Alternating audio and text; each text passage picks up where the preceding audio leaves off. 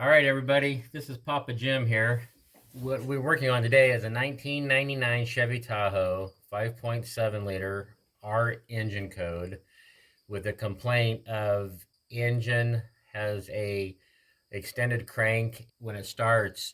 They say it feels like it flooded out, back in the days of carburation when the carburetor flooded out. Stumbled, rough running, and then would clear itself out.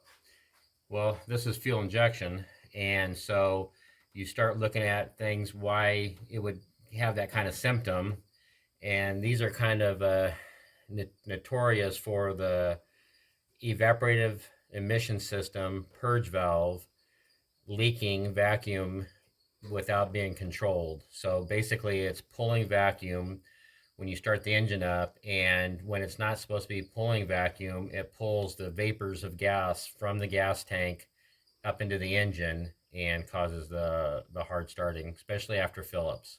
What we're going to do is, I've already checked it out. When you pull the vacuum line,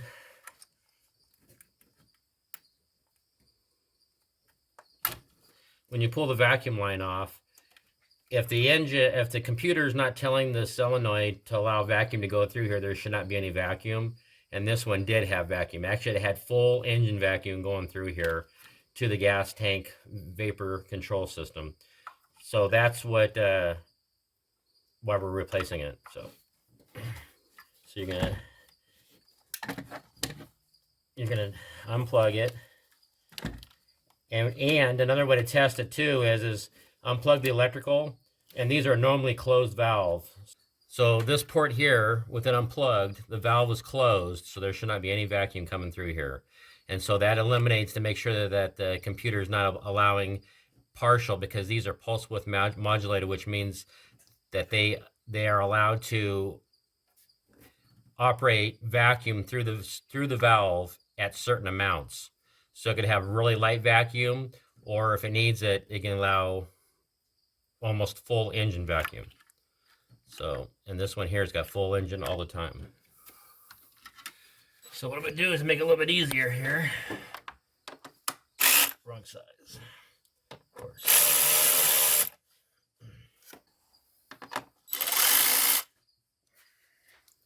Okay, so back to the purge valve. This is the evaporative emissions purge valve. So what I'm going to try doing is I'm going to try to just use my little 1/4 inch set here and see if I can break it loose with that. If not, then I'll have to go to my 3/8 drive. But this is 1/4 inch drive, 10mm socket. And of course, this is battery operated ratchet. You can just use a regular manual ratchet too. So anyway, so I took it off the two 10mm.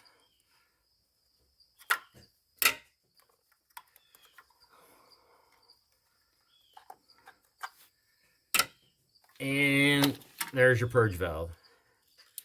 So it goes into the intake manifold. Vacuum is being sucked from the engine through the valve, out this port, back to the fuel management for the gas tank. And so if you go to suck on it, I don't know if you can hear this.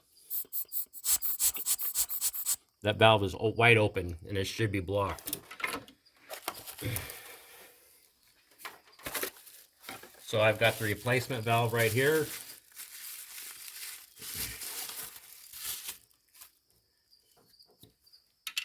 And I go to blowing on this one. You can see it's stuck completely closed. So that what you want to do is you need to put a little bit of lubricant on this O-ring.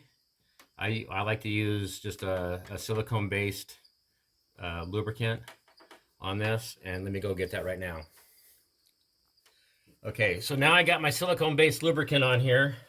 I'm going to put the valve in and push it down, and then I've got the 2 bolts. And then you always want to make sure that you hand start any bolt that you remove, because if you don't, and you think it's started, and you don't have 2 or 3 threads, and you cross thread it, Now you turned a 5 to 10 minute job into a 30-minute hour, or having to either heal a coil or replace a part. So then what I do is I just make sure that they're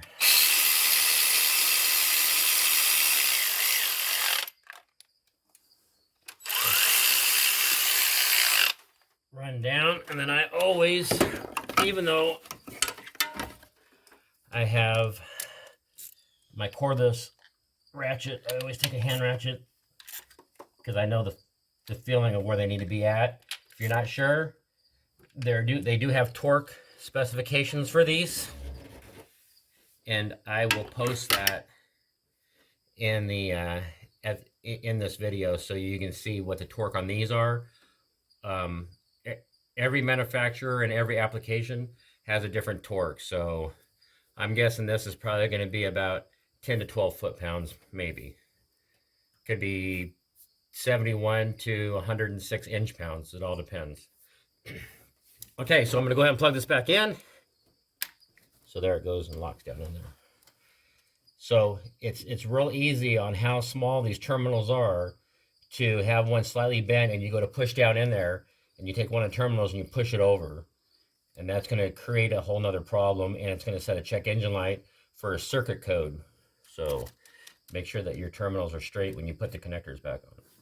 You take this vacuum line and you connect it back on there, and that's how you replace a purge valve. I'll go back through and recheck it and make sure that it starts up okay, which I'm sure it is. Like I said, it's kind of a common issue on these vehicles, and even on the newer ones, it even does it on all the way up to I'll replace them as new as 2021s. So alrighty, well, thank you guys.